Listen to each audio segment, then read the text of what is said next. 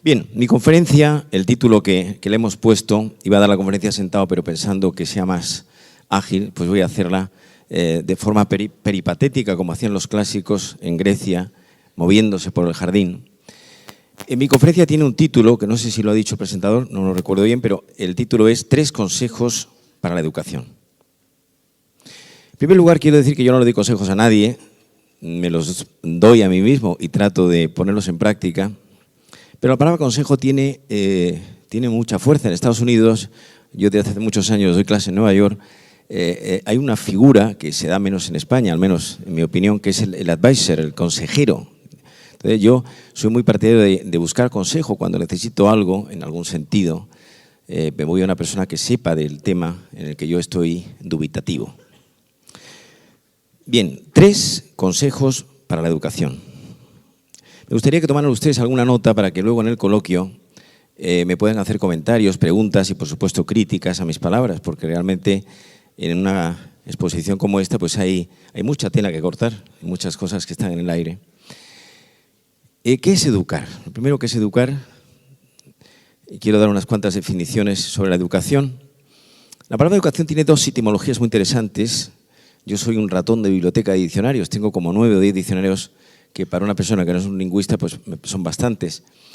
La palabra educación viene de educare, del latín educare, que significa acompañar, ir con alguien de un sitio a otro. Y educere, que significa extraer o sacar fuera. Educar es convertir a alguien en persona. Educar es seducir por encantamiento y ejemplaridad. Educar es entusiasmar con los valores. Y lo diría de una manera quizá un poco más didáctica para que ustedes me extiendan. Mientras preparaba esta semana la conferencia, me ha salido una definición que creo que es bastante didáctica. Educar es enseñarle al hombre lo que es la vida. Esta definición que propongo tiene 2 notas en su seno. ¿Qué es el hombre y qué es la vida? El hombre es un ser compuesto de cuerpo, alma y espíritu, según decían los clásicos. Yo diría el hombre es biología, historia y proyecto.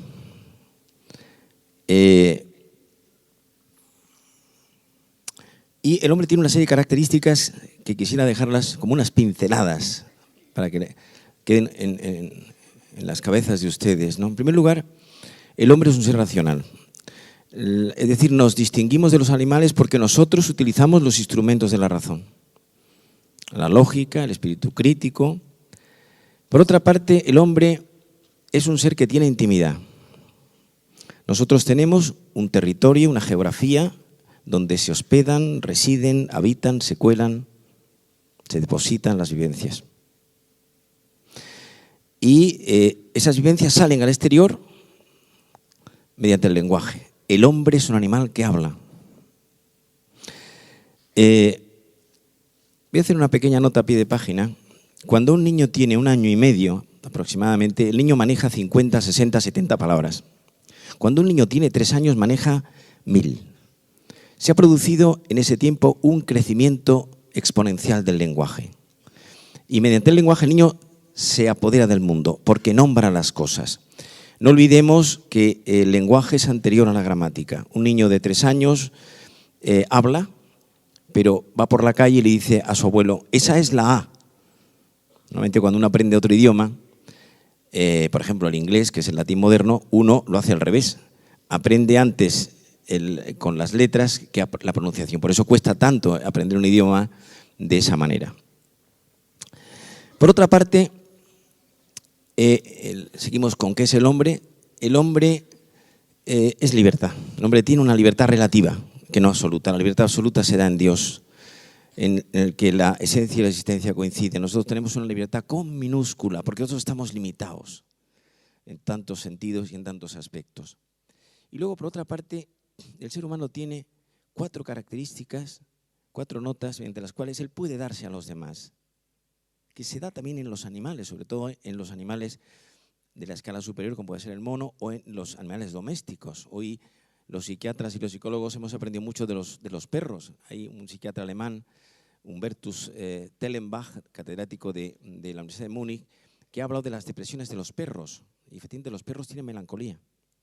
Es decir, el perro tiene tal maridaje, tal relación con su amo o con los que viven en torno a su casa, que si ve depresivo a uno de los miembros o muere una de las personas, el perro lo manifiesta. Es decir que… Bien, estas 4 características que tiene el ser humano para darse a los demás son: tiene afectividad, tiene inteligencia, tiene voluntad y tiene espiritualidad. O sea, gracias a eso podríamos decir que el ser humano es el único animal capaz de prometer y cumplir lo prometido. Por lo tanto, ya tenemos un poco una visión del ser humano, de qué es el hombre. Y en segundo lugar, ¿qué es la vida?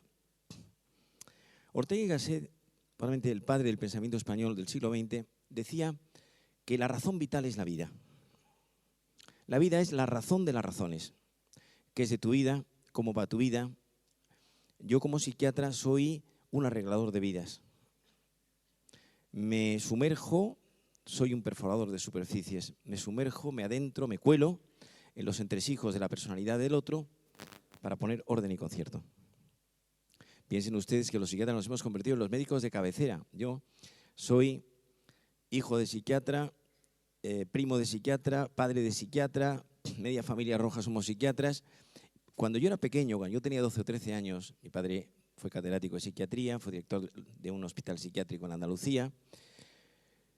Mis compañeros de clase me decían, yo además era un chico tímido, sin mucha velocidad, hay que ver a tu padre dedicarse a los médicos de los locos. Y yo, claro, no entendía, digo, también mi padre, qué especialidad, Dios mío, médico de los locos. Los psiquiatras hemos pasado de ser los médicos de los locos, los médicos de los nervios, como dice la gente de Andalucía, está de los nervios, los médicos de la conducta y los médicos de cabecera. Hoy el psiquiatra se ha convertido en un médico común. Voy a contarles una anécdota sobre este asunto. La primera vez que yo fui a dar clase en la Universidad de Nueva York, la NYU, la famosa NYU, que es la segunda universidad de Nueva York después de Harvard, el catedrático de psiquiatría, que me recibía a mí, un pequeño profesor, porque tampoco pues, estaba yo empezando, me preguntó, este profesor americano, parecía inglés, es muy irónico, me dijo, doctor Rojas, ¿cuál es su especialidad? Y yo, claro, sabiendo cómo son los americanos, que se dedican a la punta del extremo del tornillo, le dije, pues usted, mi especialidad son las depresiones. Y me dijo, pero todas las depresiones. Dije, bueno, las depresiones del adulto. Y me dijo, pero todas las del adulto. Y días más tarde le pregunté yo a él, profesor, ¿cuál es su fellowship? ¿Cuál es la tecla que usted toca? Y me dijo, yo me dedico a tratar solo psiquiatras neuróticos. Y le dije yo, pero ¿a todos? Es decir, el psiquiatra, como médico de cabecera, hay que seleccionarlo porque puede haber algunos psiquiatras que no digan cosas sanas. Y entonces, bueno, pues pueden hacer mucho daño en ese sentido. Bien, ¿qué es la vida? La vida es una operación que se realiza hacia adelante. La vida es apasionante y terrible.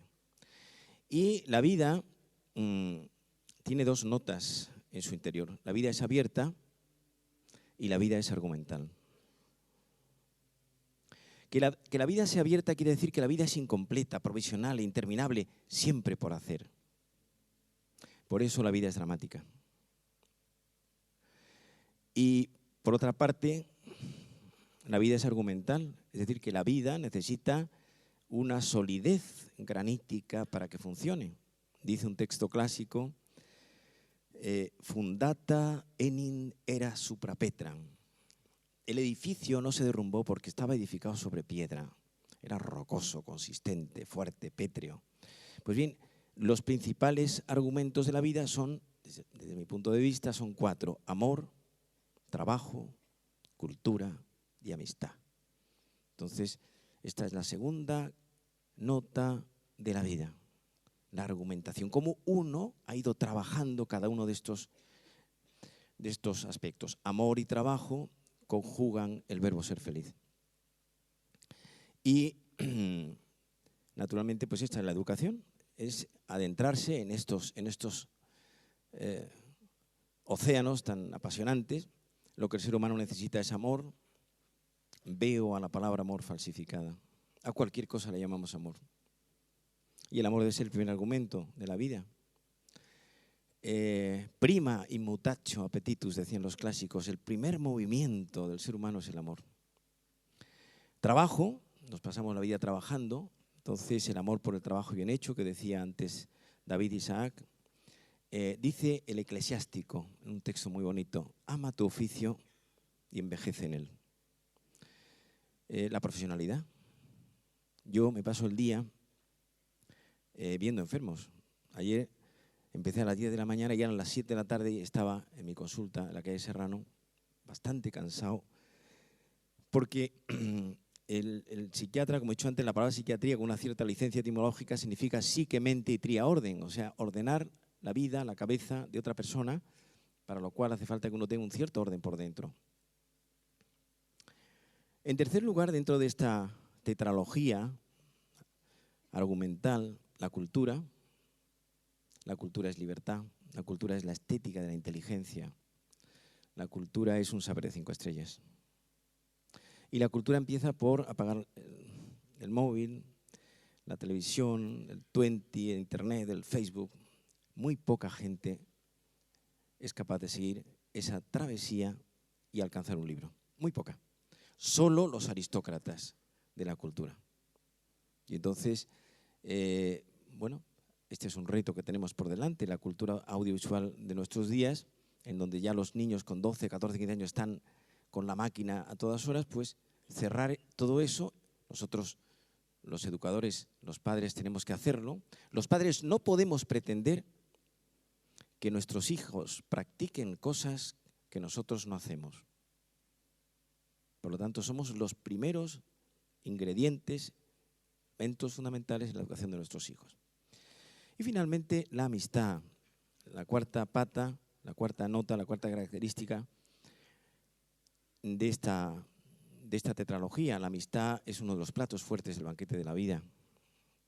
Y miren ustedes, la mayoría de las amistades, si la amistad queda representada por una pirámide, la mayoría de las amistades se quedan en la banda media baja o en la banda media alta de la pirámide. Muy pocas ascienden hacia arriba.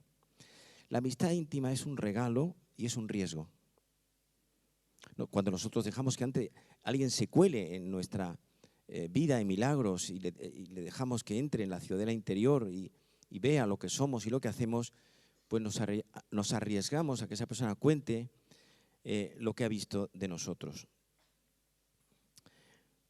Dentro de esas características es evidente que la amistad pues, no es lo mismo la persona que saludamos por la calle con adiós, con la que la saludamos y nos paramos y le preguntamos por algo, como la que tenemos más relación. Es decir, hay una escala de amistades. La amistad se hace de confidencias y se deshace con indiscreciones.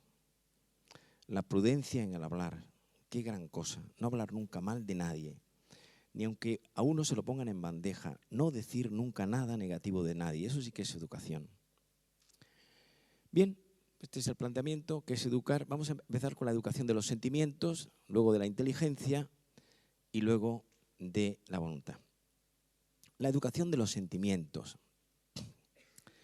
¿Qué son los sentimientos? Voy a darles, tengo un exceso de información porque tengo pues muchas cosas publicadas sobre esto, entonces me recuerda a una entrevista que me hicieron hace poco para La Primera Cadena. Acabo yo de sacar mi libro sobre la depresión y vino una periodista muy joven, como una que me ha hecho una entrevista hace un rato, una chica de Intereconomía, a mi consulta y me dijo: doctor Rojas, la entrevista va entera en el telediario de las 3 y va a ser muy larga. Digo, ¿cuánto va a durar? Dice, 2 minutos. De un momento, para 2 minutos necesito media hora a pensar qué voy a decir yo en 2 minutos, porque mi libro tiene casi 400 páginas, ¿no? Bueno, me pasa lo mismo de la cantidad de cosas que vienen a mi cabeza sobre lo que son los sentimientos. Los sentimientos son paisajes interiores, estados de ánimo, positivos o negativos, que nos acercan o nos alejan de aquello que aparece delante de nosotros. No hay sentimientos neutros, no existen. La neutralidad sentimental, por decirlo de alguna manera, sería el aburrimiento. Aburrimiento en inglés es spleen, que significa lentitud o parsimonia. y en alemán es Langeweile, que significa momento largo. O sea, el aburrimiento está más cerca de la melancolía que de la alegría. Bien, por lo tanto, esta sería la definición de los sentimientos. El sentimiento más importante, podría estar hablando solo de este tema toda la mañana, pero el sentimiento más importante que existe es el amor. O sea, no hay otro que tenga que sea tan proteiforme, tan rico, tan vasto, tan denso, que se cuele por tantas surcos de nuestra persona.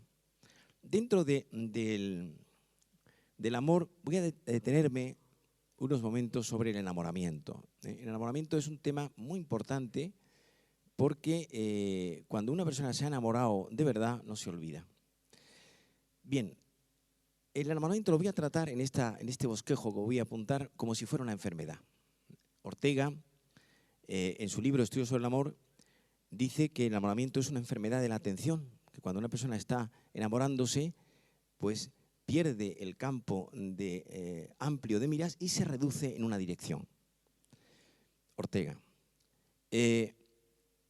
Francesco Alberoni, en su libro Amor y enamoramiento, dice que el enamoramiento es como una iluminación. Es decir, todo cobra una luminosidad nueva, tanto el pasado como el futuro. Hay un aclaramiento de los hechos biográficos. Hay una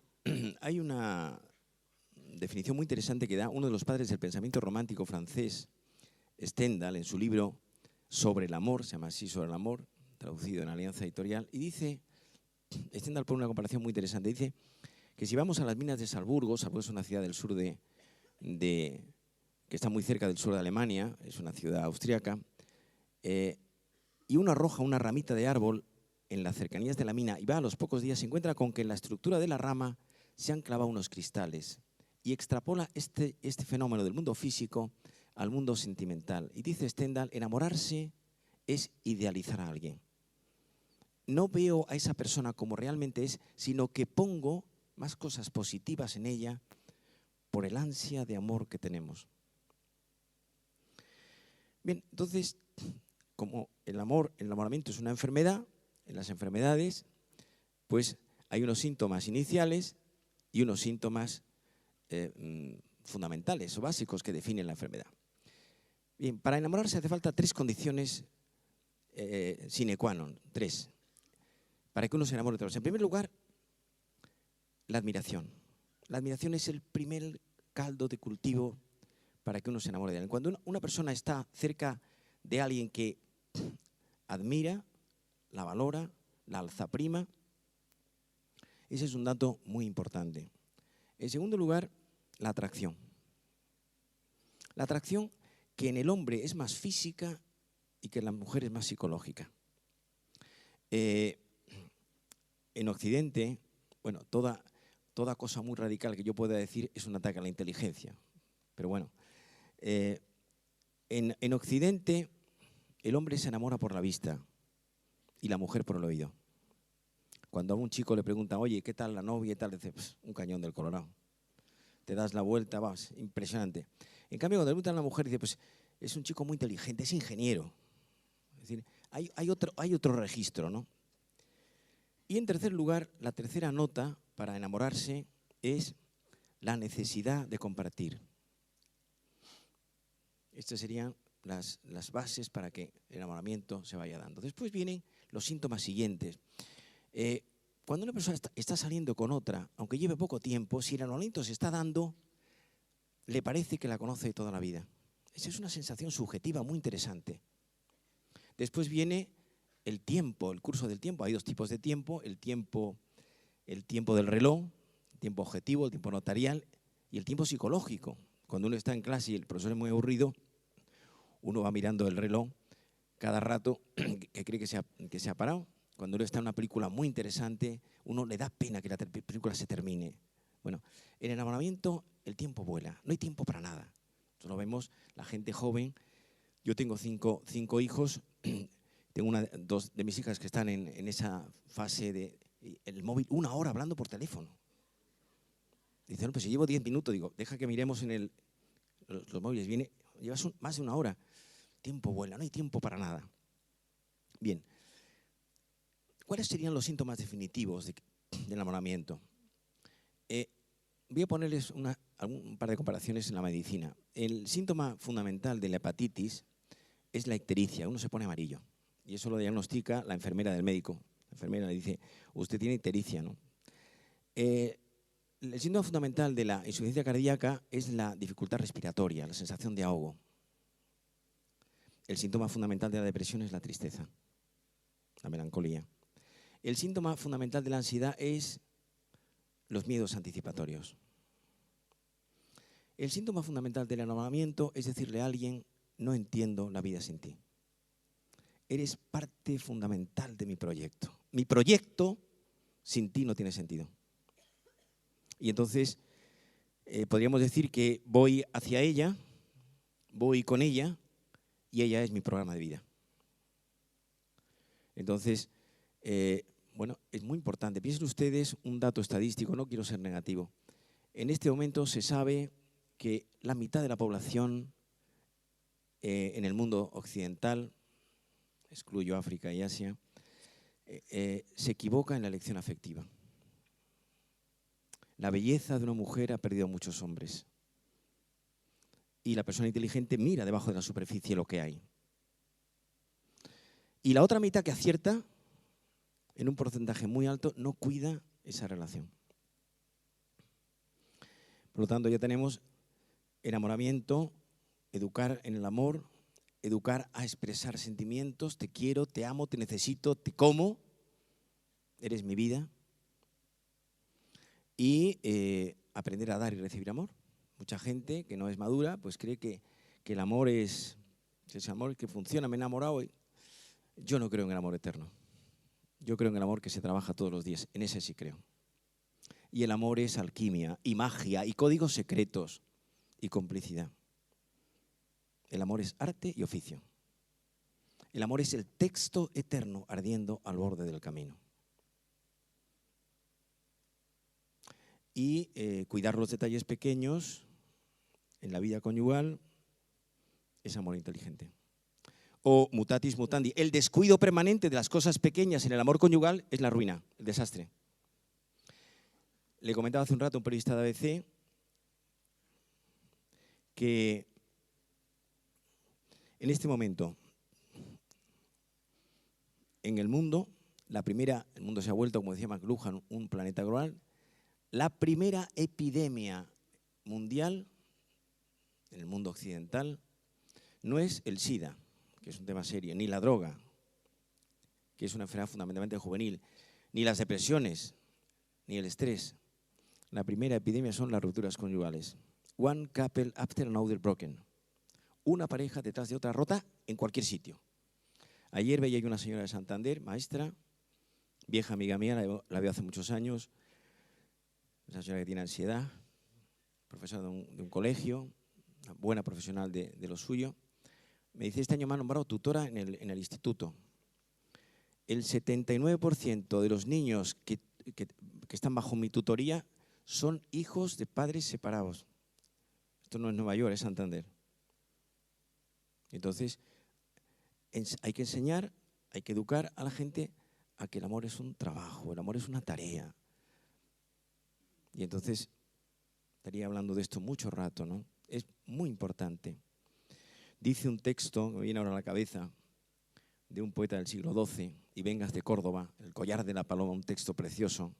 El poeta más importante del siglo XII, Ibáñez de Córdoba, España tuvo 9 siglos de dominación árabe, dice este poeta, corazón que no quiera sufrir dolores, pase la vida libre de amores.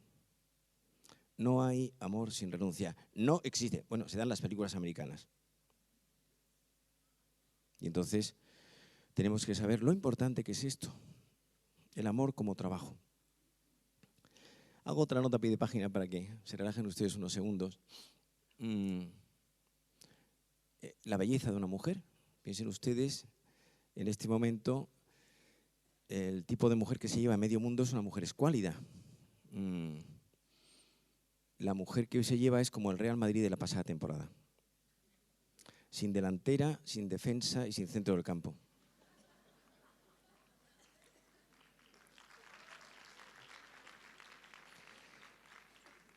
Yo he participado en algunas ocasiones con otros psiquiatras y con otros psicólogos en las mujeres que están en las pasarelas de la moda, ¿no?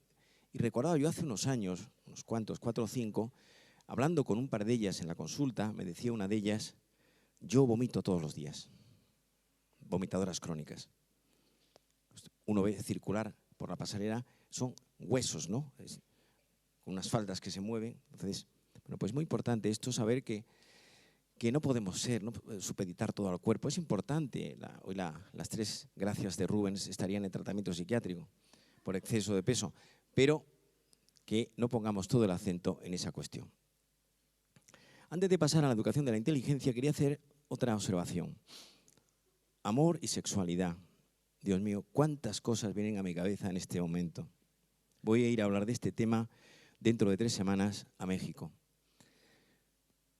Un comentario. Hay 2 tipos de sexo, entre los cuales cabe un espectro intermedio de formas de vivir la sexualidad.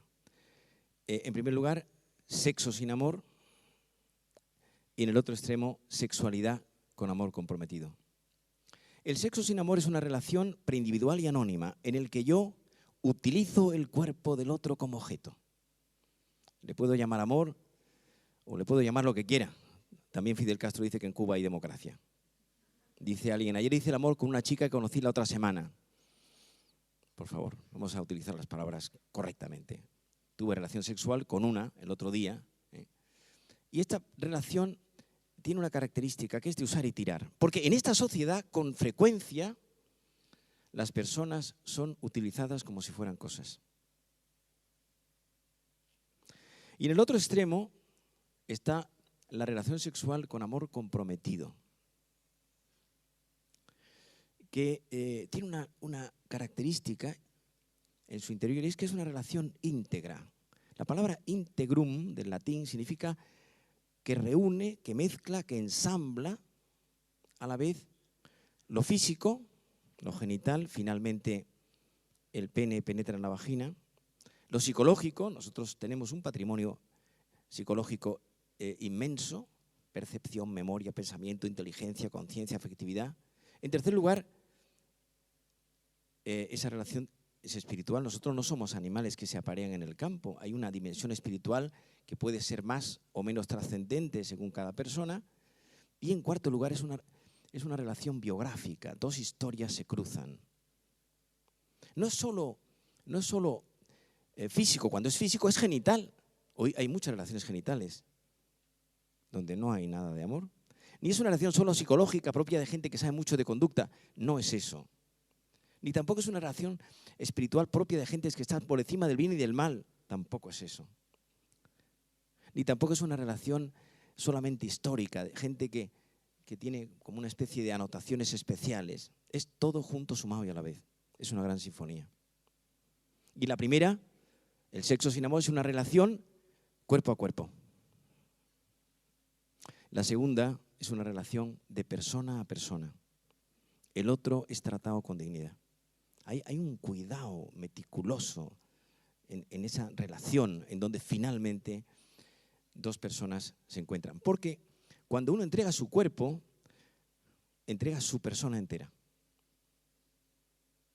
Esto es educar en la afectividad, en los sentimientos.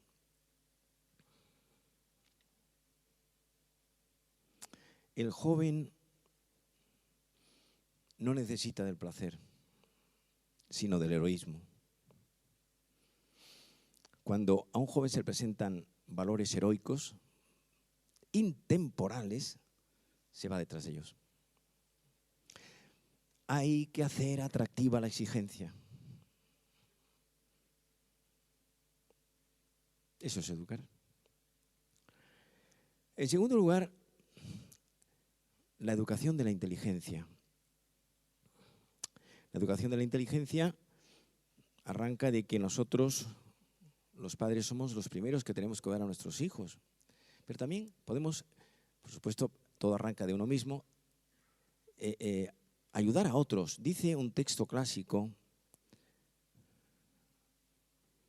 del libro de los Proverbios lo siguiente: Frater cui audibatur a frater quasi civitas firma. Ese texto lo leí yo por primera vez en un college en Oxford. Me impresionó, lo apunté en mi agenda.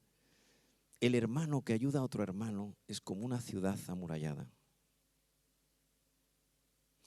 Entonces, en la inteligencia tenemos que ayudar a los que están cerca de nosotros a que cultiven la inteligencia. ¿Qué es la inteligencia? Las abuelas dicen todas, mi nieto, qué inteligencia, ¿no? Pero es que hay muchos tipos de inteligencias, hay que hablar en plural. Inteligencia, palabra viene del latín intus legere, leer por dentro, eso es inteligencia, pero inteligencia es capacidad de síntesis. Inteligencia es saber distinguir lo accesorio de lo fundamental. Inteligencia es capacidad para captar la realidad en su complejidad y en sus conexiones. Es decir, es como una finura de penetración en la realidad.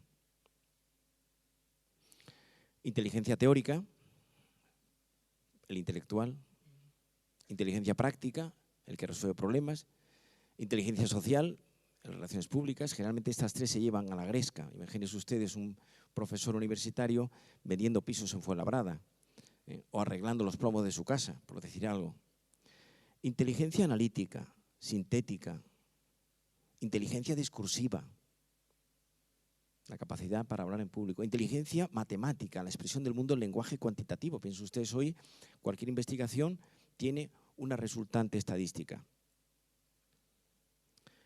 Inteligencia emocional.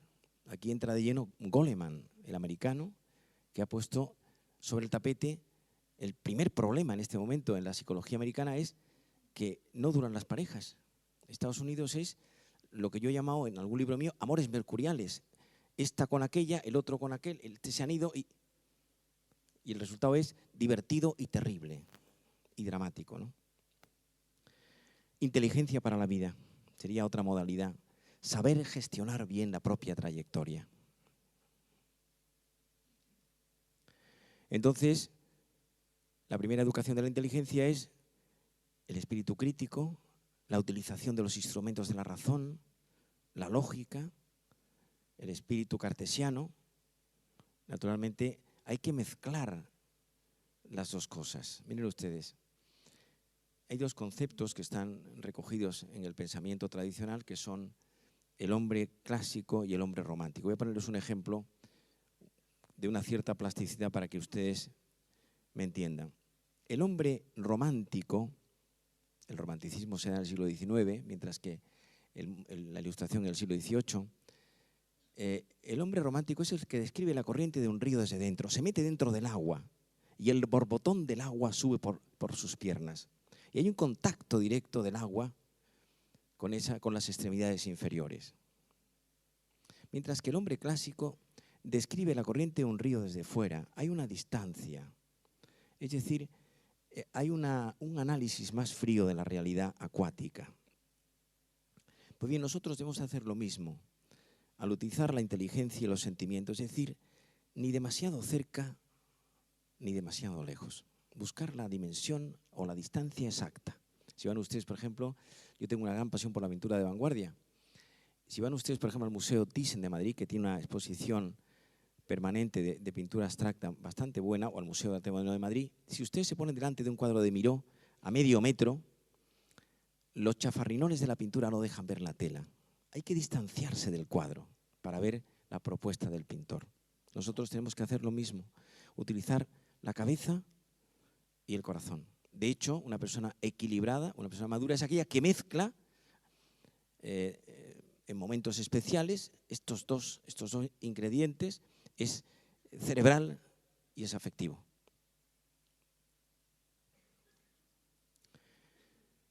En mi libro No te rindas, que acaba de salir hace muy poco, traigo a colación muchos ejemplos históricos de gente que me siento pues un poco alumno de ellos. Y es muy importante cuando estas dos rodrigones, afectividad o sentimientos, están bien cogidos, a pesar de los pesares, de las muchas cosas que nos pueden pasar en la vida, uno resiste. Y pongo varios ejemplos. Voy a empezar con uno que es una de las personas que yo tengo más pasión por él en la historia del pensamiento, que es Tomás Moro. Tomás Moro, siglo XVI, Lord Canciller de Inglaterra, época de Enrique VIII. Tomás Moro no firmó un documento que le presentó el rey.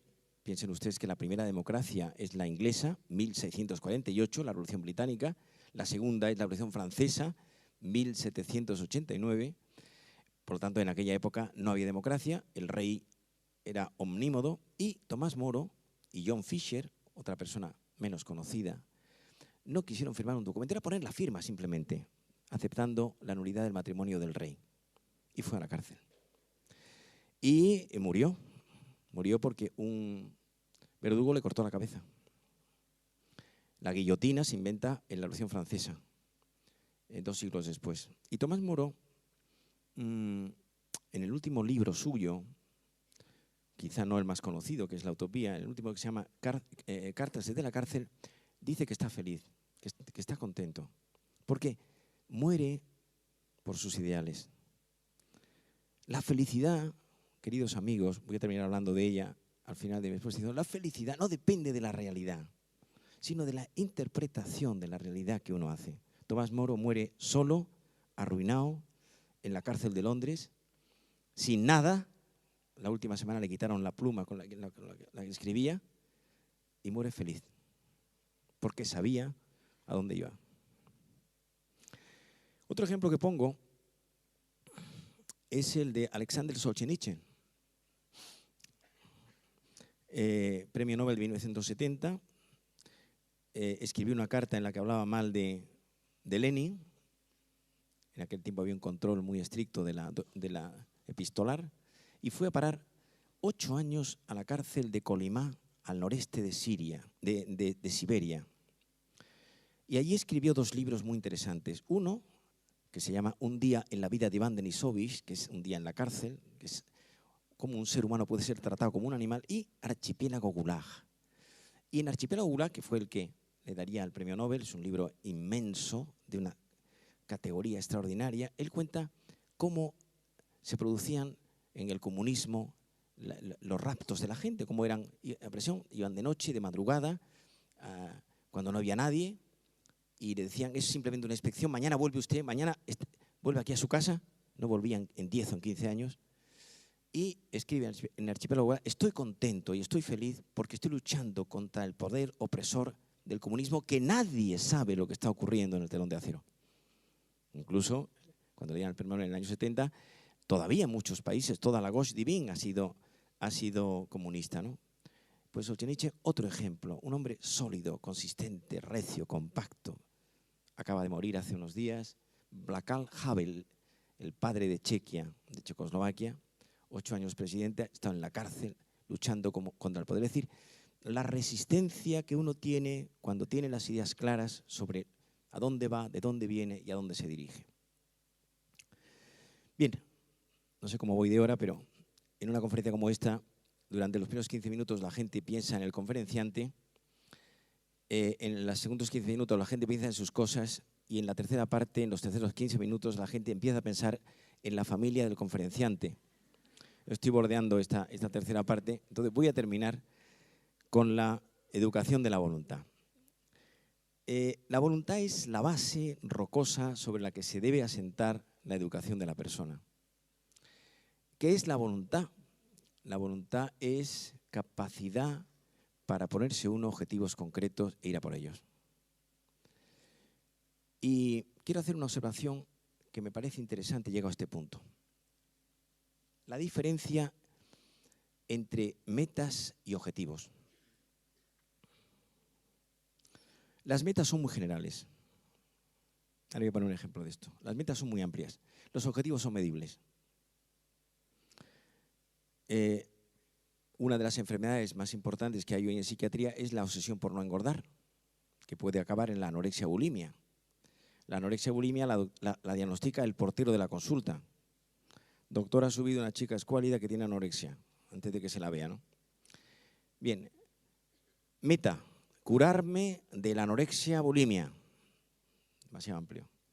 Objetivos, no vomitar todos los días, no pesarme a diario, comer en familia, hacer 3 comidas al día, no mirarme todo el día al espejo cómo va la tripa o el trasero o la delantera. No estar todo el día comentando la última dieta que ha aparecido, la Duncan o la que sea, en el mercado. Bien, por lo tanto, para tener voluntad hace falta que los objetivos sean no concretos, sino lo siguiente. Cuando empieza el año, estamos en la falda del 2012, pocos objetivos muy concretos y por ellos. La dispersión de los objetivos es síntoma de inmadurez. Querer tocar muchas teclas, querer salsa de muchos guisos.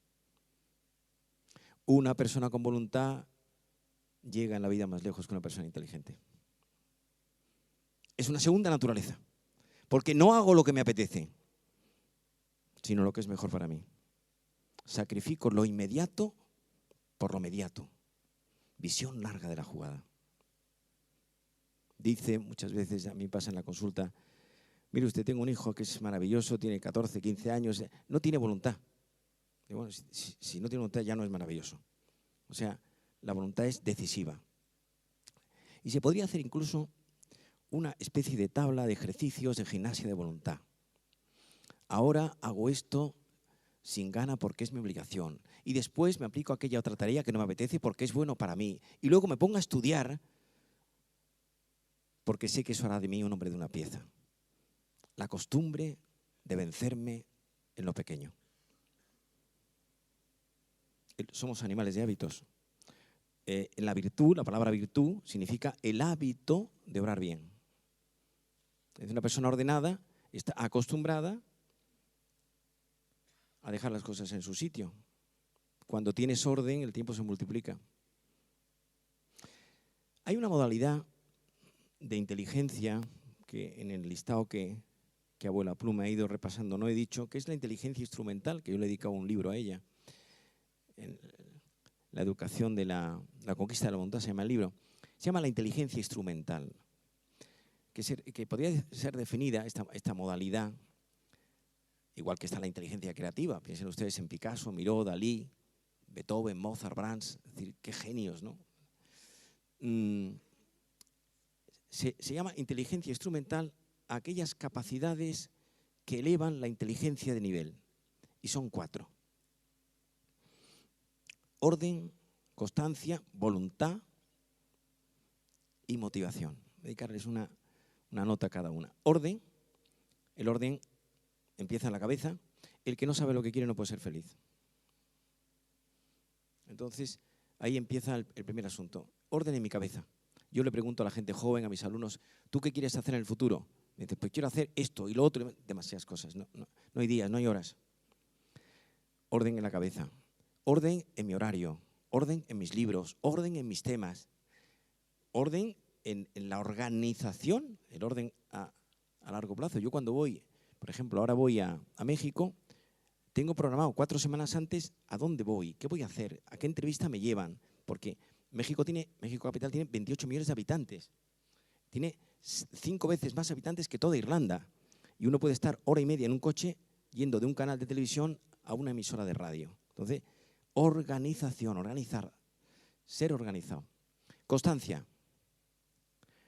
Dice un poeta español del siglo de oro, que vendría bien en este sentido de lo que es la inteligencia instrumental, volé tan alto, que le di a la caza alcance. Entonces, volamos, nos elevamos, sueña que si tienes voluntad llegarás a donde quieras. Constancia, perseverar, insistir, no darse por vencido. Dice Unamuno en un libro suyo precioso, Diario íntimo, que fue recogido por sus alumnos. Unamuno era poco ordenado, era muy genio, pero muy poco ordenado. Llevaba una libretita y papeles, iba apuntando frases que luego han sido recogidos en este libro, que se llama Diario íntimo. Y dice Unamuno, me viene ahora a la cabeza una sentencia de este libro, lo tengo muy subrayado yo, dice, no darte por vencido ni a un vencido. No darte por esclavo ni a un esclavo.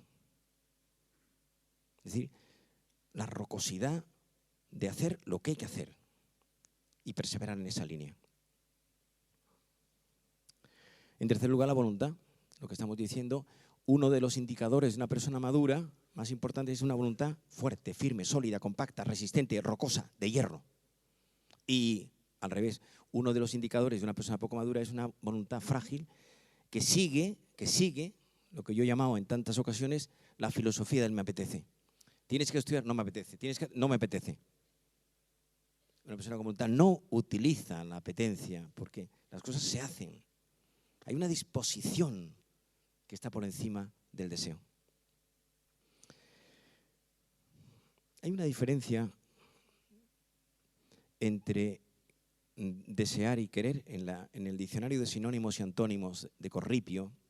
Parecen como palabras iguales, pero sinónimas, pero no lo son. Desear y querer. Desear es pretender algo desde el punto de vista pasajero, transitorio, esporádico. Desearía ser mejor, leer más libros, tener mejor relación con mi mujer o con mi marido, mejorar mi carácter. Muchas veces eso no es nada, es un palitroque que atraviesa nuestro estado mental y no queda en nada.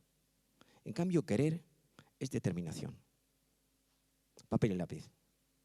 Quiero cambiar esto de mi conducta, a por ello.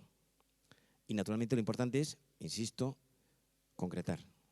Yo cuando empieza el año, tengo una hija mía, la quinta, que estudia Derecho, y digo, 2 objetivos para este año académico que empieza. 2. 1, intentar que no te coja el toro en los exámenes. Empezamos todos a sufrir. En nuestra familia vivimos los exámenes de todos. Yo me estoy examinando permanentemente. Mi papá, el trimestral, el no sé cuánto, ¿no? Y por otra parte, saber distribuirlo en el tiempo de estudio y de descanso. 2 objetivos, no 17, ¿no? Bueno, ahí entra también pues ese punto que me parece importante. Y finalmente la motivación. Motus, la palabra que da origen a este nombre, latina, lo que mueve, lo que empuja, lo que arrastra. Motus. Entonces, estar motivado, saber qué tira de nosotros hacia el futuro y en qué dirección vamos, ¿no? Bien, voy a terminar hablando, como decía antes, de la felicidad. Hay una cuarta educación que al menos quiero dedicarle pues, un pequeño apunte, que es la educación de la espiritualidad. En este momento hay un renacer de lo espiritual en medio mundo. He sacado un libro mío en ruso hace poco, Remedios para el desamor, y estuve presentándolo en la Embajada de España en Moscú. Estaba el embajador Javier Lorza, que estaba antes en París, me trató de maravilla. Y llegando yo a la embajada, llegué 40 minutos tarde a la comida. El embajador estaba nervioso porque el chofer que nos llevaba se metió por un sitio donde había una cola y le pregunté al embajador, hay una cola cerca de la embajada. Pues digo, ¿será un partido de fútbol? Me acordaba del Bernabéu de Madrid. Me dice, no, es gente haciendo cola para poner velas a la Virgen de una iglesia que está cerca, la iglesia de San Nicolás. Yo dije, I can't believe it, no me lo puedo creer. En este momento hay una vuelta a lo espiritual, de forma clara y de forma kafkiana o vallinclanesca o curiosa, ¿no? Pero hay un fondo, porque lo material, es decir, cuando uno cree solo en lo material, pues lo material es pasajero. Y lo que no se ve es lo que dura. Es lo que tiene tonos de permanencia. Entonces, ¿qué es la espiritualidad? La espiritualidad es la trascendencia, la aspiración a lo trascendente. Y ahí tenemos 3 libros. En Occidente hay más, por supuesto, pero 3 libros fundamentales que son los que explican el sentido de la vida. Por orden histórico, el Pentateuco, la Torá judía, los 5 libros, el Génesis, el Éxodo, el Levítico, el Números, el Deuteronomio, ahí es nada. La historia sagrada. Hoy la gente sabe mejor las revistas del corazón que la Biblia. ¿Quién se acaba de separar? ¿Quién es? Yo tengo un artículo que saqué hace poco en el Mercurio de Chile. No pidan ustedes el hilo de dónde iba, de la Torá. Y este artículo se llamó el síndrome de Amaro. El amaro es una planta que tiene forma labiada, nace en superficies secas, tiene entre 7 y 12 centímetros y huele como a pescado podrido. El amaro. De hecho, hay un licor italiano que se llama el amaretto, que probablemente algunos de ustedes conozcan, que recuerda a los vinos franceses blancos, está abocado al final en un sabor amargo, a los sauternes franceses. Y el amaro en forma de gel cura ciertas afecciones de la piel. Y extrapolo esto al campo de las revistas del corazón en la televisión. El síndrome de Amaro es el deseo de conocer la vida de los famosos siempre que esté rota. Interesa la vida de los que tienen fama, no de los que tienen prestigio, con una condición, que esté partida por la mitad. Hay un fondo malvado. 8 horas al día en la televisión española dedicadas al síndrome de Amaro. Personajes sin mensaje que cuentan su vida y milagros con detalles y que influyen en la gente. Piensen ustedes cuánta gente pues, ve esos ejemplos de vidas arruinadas. Qué gran cosa sería que nosotros, cada uno desde nuestro nivel, dijéramos, quiero hacer de mi vida una pequeña obra de arte. Dentro de mis posibilidades, dentro de donde yo soy, de lo que hago, de la profesión que tengo. Esto es justo lo contrario. Bien, la Torá, que explica la vida, el sentido de la vida, piensen ustedes, Abraham, Isaac, Jacob, Josué. En segundo lugar, el Evangelio, la vida de Jesucristo, contada por 4 periodistas. Uno es inspector de Hacienda, San Mateo, otro que es médico, San Lucas, otro que es San Marcos, que es el amigo de San Pedro, y otro que es el más joven, San Juan, que resulta que es el más intelectual de todos, el que hace el Evangelio más complejo, ¿no? 4 visiones, como si pues, un partido de fútbol es retransmitido por 4 periodistas de distintas cadenas, ¿no? Importante, porque cada uno de ellos da una visión de la riqueza del cristianismo. Dice Romano Guardini, la esencia del cristianismo no es un mensaje, ni es un libro, ni es una filosofía de vida, es una persona. Ser cristiano es identificarse, buscar a una persona. Y en tercer lugar, el Corán. El Corán, siglos VI después de Cristo, el tercer gran libro que explica la espiritualidad, el sentido de la vida. Mahoma, cuenta la tradición, que recibió una inspiración de un arcángel y cuenta, Mahoma era analfabeto, dictó a un amanuense el mensaje que fue copiado en hojas de palmera, en huesos secos de camello y en tablas de arcilla. Hay 1.200 millones de musulmanes en el mundo. Acabo de estar en la Feria del Libro de Frankfurt. El 20% de la población de Frankfurt es turca. Bien, y es un libro importante, no podemos despreciarlo porque está ahí.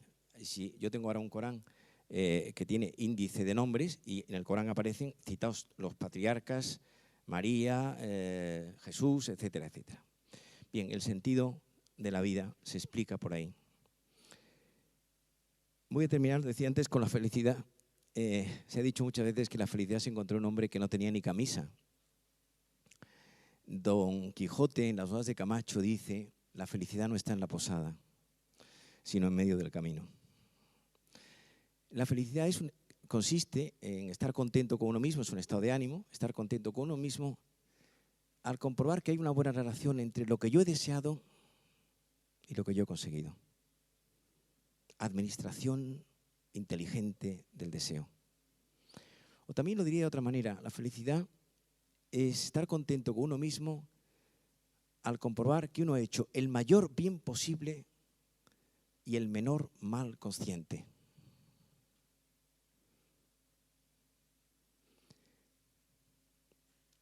Bien, la felicidad, lo he dicho antes al principio, consiste, el puente levadizo que lleva al castillo de la felicidad es tener una personalidad madura, bien organizada y, en segundo lugar, tener un proyecto de vida. Felicidad y proyecto forman un binomio extraordinario. Y este proyecto pues, tiene que tener esas 4 grandes ramas que yo antes he comentado: amor, lo principal, trabajo. Con amor y trabajo tenemos casi una vida lograda. Cultura. La cultura es volar alto. La cultura es capacidad para ir contracorriente. Para no decir lo que dice todo el mundo. ¿Qué ejemplo de los países del este de Europa hemos tenido? Yo me he referido a Solzhenitsyn y a Václav Havel, pero ¿cuántos otros hay? Hay un libro reciente que estoy leyendo de una escritora, una persona de historia americana, Applebaum, se llama ella, Anne Applebaum, que se llama Historia del Gulag, sobre toda lo que fue los Gulag en Rusia, del año 30 al 61, que muere Stalin. La tercera parte de la economía rusa dependía de los Gulag. La felicidad consiste en tener buena salud y mala memoria. Capacidad para pasar las páginas negativas del pasado, salud mental. Bueno, voy a terminar con Confucio, siglo VI a.C., uno de los padres del pensamiento oriental, junto con Lao Tse, y dice en su libro Pensamientos lo siguiente: el que conoce lo exterior es erudito, el que se conoce a sí mismo es sabio, el que conquista a los demás es poderoso, y el que se conquista a sí mismo es invencible. Muchas gracias.